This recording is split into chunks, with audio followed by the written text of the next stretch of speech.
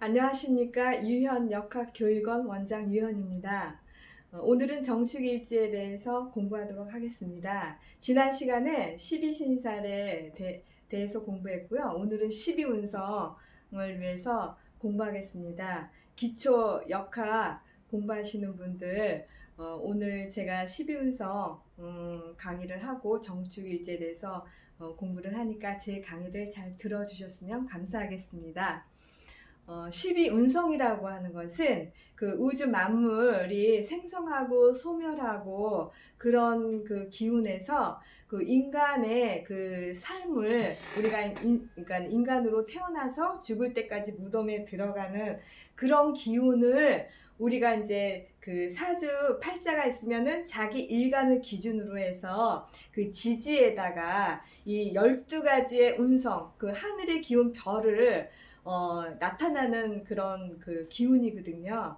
그래서 이거를 맨 처음에 사람이 태어나는 거를 이제 장생이라고 합니다. 그래서 우리가 외우기를 장생이니까 생부터 시작해서 생육대로 왕세, 병사묘, 절태형 해가지고 이렇게 돌아가는데 그 돌아가는 부분이 자기 일간이 양일간으로 태어났다. 그러면 그게 시계 방향으로 돌아가는 것이고 자기 일간이 음일간이다. 음으로 태어났다. 그러면은 그게 방향이 그 12운성 보는 법이 시계 반대 방향으로 돌아가는 것이라고 해서 음포태라고 합니다.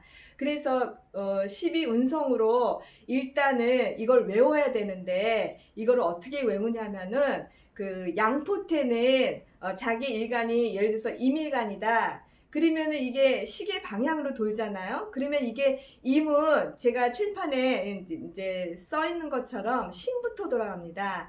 임신이니까 우리가 수정법을 여러분들 이제 초급 하시는 분들은 뭐 유튜버나 그 책들을 이제 통해서 많이 아실 겁니다. 그 수정법은 그 해부터 제일 마지막 손가락 맨 끝에부터 이게 해인데 신이니까 여기서부터 신부터 돌아가서 생력대로 이렇게 해가지고 자기 지지가 만약에 지지에 연에 지지에 사가 있다. 그러면은 이게 신부터 돌아가는 거잖아요. 그러니까 이게 생력, 대록, 왕세, 병사묘 이게 절이 되는 겁니다. 이게 폭궁이라고 하거든요. 그래서 이 포라는 것은 이거를 이제 12운성에 대해서 그 개념을 알아야 됩니다. 그러니까 포는 일단 우리가 엄마가 뱃속에서 임신하기 전의 상태, 자궁이 텅 비어 있는 상태를 말하는 것이거든요. 그래서 이제 지금부터 이제 사람이 태어나서 죽고 무덤에 갈 때까지 제가 이제 개념을 말씀드리도록 하겠습니다. 생이라고 하는 것은 말 그대로 엄마 뱃속에서 탄생하는 겁니다. 축복이 되어 있으니까 제한된 공간에서 우리가 아기가 이제 탄생을 하면 이제 축하해주고 많은 사람들이 축하해주니까 이게 발전적인 의미가 있는 것이고요. 그 다음에 이제 아기가 태어났으면 목욕을 시키잖아요. 근데 이제 목욕에서 우리가 이제 옷을 벗고 이제 그 목욕을 시키니까 그 옷 벗는 그 자체가 망신살입니다. 12신살에서는. 그런데 지금 현 시점에서 그 욕이라고 하는 것은 이성 문제에 관련된 얘기인데 우리나라에서 지금 성문화 정책이 지금 너무너무 이슈화가 됩니다. 텔레비를 틀면 매스컴에서는 항상 성문화에 대한 그 성범죄가 계속 나타나고 또 보이지 않는 곳에서 사회 전반적으로 이 성범죄가 만연되어 있는데 이거를 그 원인을 그 생각해 보면은 그 지금 그 폐쇄적인 성문화 정책으로 인해서 이런 그 성문화 그러니까 성범죄가 많이 그 지금 만연되어 있고 그 전에 그 성매매 금지법도 있고 해서 여러 가지로 사회적으로 그 우리가 자기가 분출하고 욕구를 분출하고 그런 게 중요하지만 지금 그런 상황이 아니어서 너무 제가 마음이 좀 답답합니다. 왜냐면은 예전에 공자께서 그 공자 제자 그 자로가 공자님한테 여쭤봤습니다. 우리가 인생을 살아가면서 제일 중요한 게 무엇입니까? 그렇게 이제 그 제자가 이제 얘기를 했습니다. 네, 공자님께서 말씀하시기를 공자와 식색이라고 말씀하셨습니다. 먹는 것과 섹스라고 말씀하셨습니다. 그래서 우리는 인간이지만 동물적 욕구가 중요하기 때문에 이 먹거리와 이 동물적으로 표출하는 이 섹스라는 이 성에 관련된 게 제일 중요하다고 생각합니다. 그래서 동서고금을 막론하고 이 성에 관련된 이 정책이 무엇보다 중요한데 지금 현재 우리나라 정책이 너무 폐쇄적인 정책으로 인해서 이런 성범죄가 만연되고 있으니까 빨리 정책이 개방적으로 바뀌어서 이런 성범죄 이런 것들을 줄이고 조금 우리가 조금 더 이렇게 자유롭게 살았으면 좋겠습니다. 이제 그런 제가 주관을 갖고 여러분께 한마디 말씀을 드렸습니다. 그 다음에 이제 그 11운성으로 다시 돌아와서 대는 관대를 말하는 건데 우리가 태어나서 목욕을 하고 그 다음에 성장을 해서 그 다음에 이제 허리띠를 둘러매고 사모관대를 쓰고 결혼하는 시기를 말합니다. 이 관대라는 것은 12운성에서 개념적으로 이제 말씀드리면 안정감이 들겠죠. 그 안정감이 들지만 이제부터 이제 고생길이 시작인 거죠. 왜냐하면 남자는 결혼해서 처자식을 먹여 살려야 되니까 그때부터 이제 사회 진출을 하면서 자기가 열심히 일을 하는 시기가 이제 도달했으니까 그 다음에 이제 록이라고 합니다. 록은 우리가 이제 벼슬을 얘기합니다. 지금 이제 현대사회에서는 내가 사회에 진출한다. 직장 생활을 하는 거죠. 그래서 이제 돈을 벌고 명예가 따르는 겁니다. 그 다음에 이제 그 돈을 벌었으니까 자기가 최고의 위치까지 직장 생활에서 올라가겠죠. 어느 분야에서 최고의 경지에 이르는 것을 왕이라고 합니다. 제왕. 그 제왕이라고 하는데 그 제왕이 되면 항상 왕이 되면 외롭습니다. 그 내리막을 이제 의미한다고 요런 뜻이 이제 내포되어 있습니다. 그러니까 그거 아시면 되고요. 그 다음에 이제 쇠는 이제 나이가 들면 노쇠하니까 쇠약해지잖아요, 몸이. 그러니까 내리막을 의미하는 겁니다. 그 다음에 로강색, 그 다음에 이제 병사묘 할차란데 몸이 이제 나이가 들어서 쇠약하면 병이 들겠죠. 병이 들면은 사람들이 아프니까 병든 거와 같으니까 만약에 육친에서 자기 사주에 제가 병이 들어있다. 그러면은 제가 병든 거와 같다고 이제 해석하는 것이고 관이 병에 들어있다.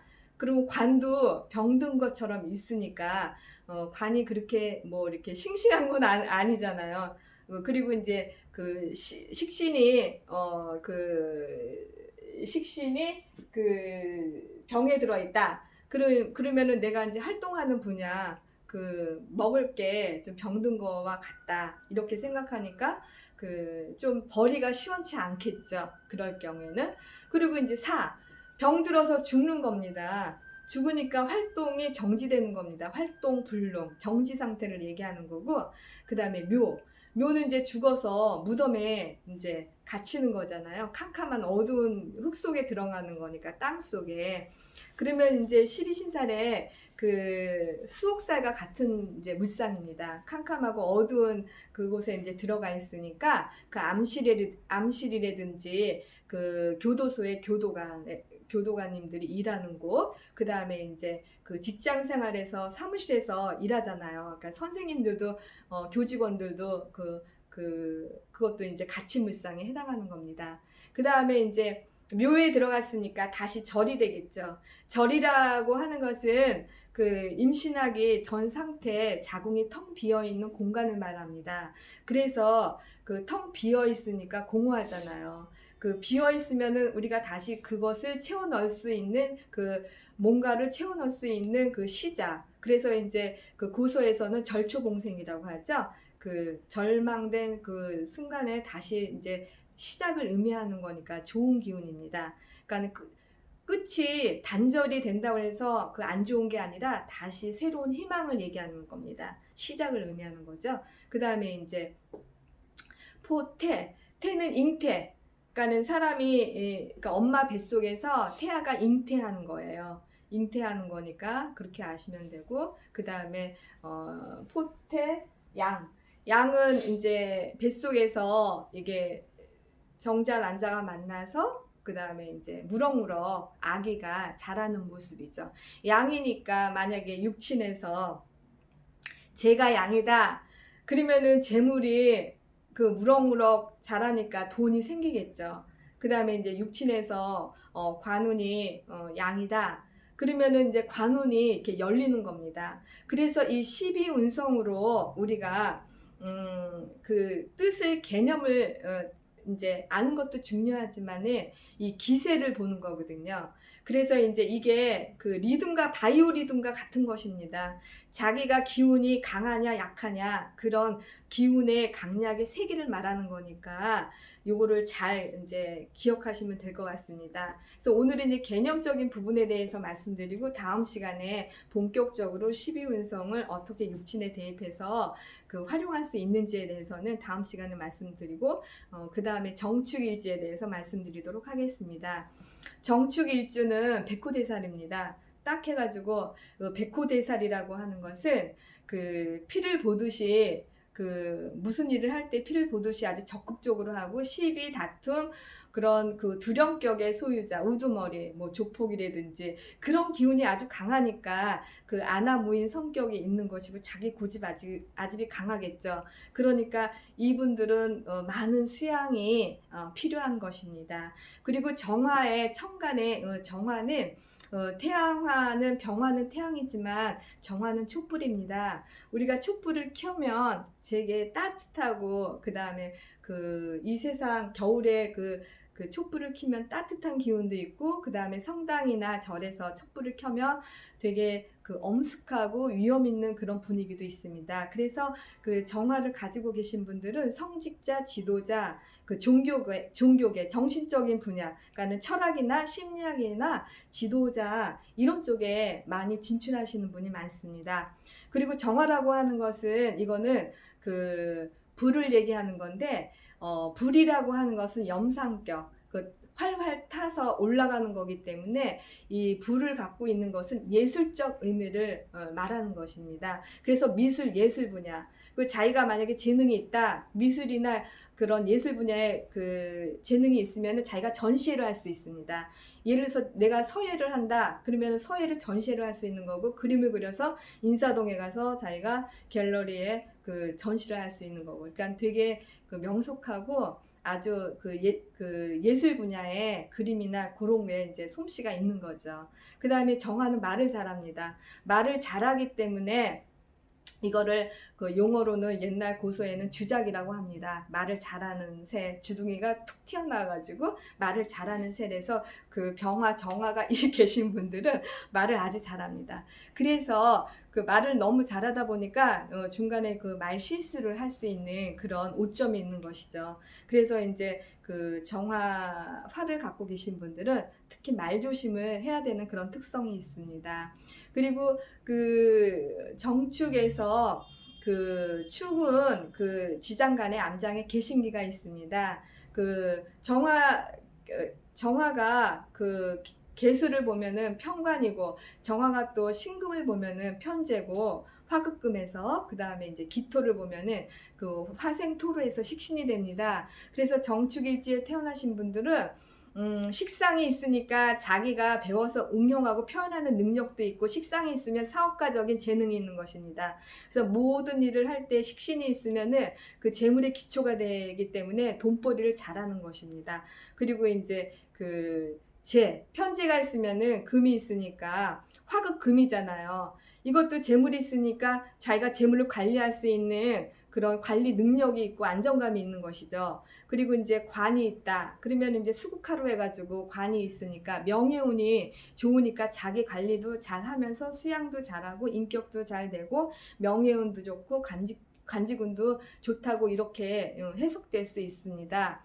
그래서 이 정축일주는 여러 가지 식신 생재가 돌아가기 때문에 그 먹고 살고 그 돈 모으고 자기가 명예고 뭐 가지고 싶은 거는 다 갖고 있습니다. 그래서 사업가나 정치가나 지도자나 교육가 쪽으로도 어느 분야로 나가도 아주 유망한 그 일주가 되겠습니다.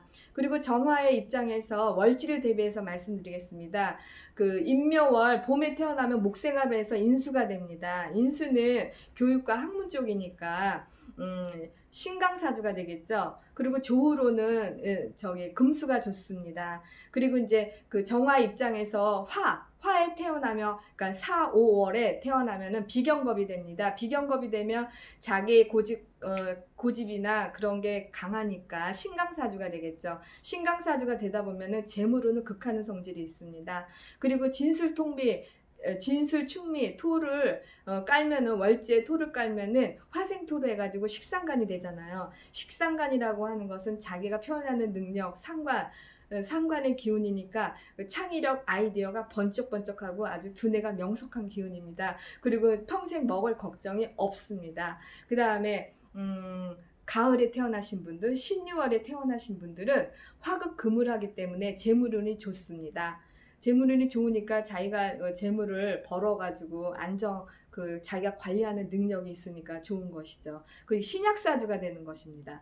그리고 이제 그 해자월, 겨울에 태어나신 분들은 수국하로 해가지고 관이니까 이것도 신약사주가 되는 거니까 운에서 비견, 겁이나 인수가 들어오면은 내 사주가 좋은 것입니다. 그래서 이제 조우라고 하는 것은 이렇게 그 날씨 개념으로 춥거나 덥거나 할 때는, 만약에 추우면 더운 그 오행이 오면 좋고 반대로 생각하시면 좋습니다. 그래서 오늘은 간략하게 그 12운성과 정축일지에 대해서 공부했습니다. 다음에 뵙도록 하겠습니다. 감사합니다.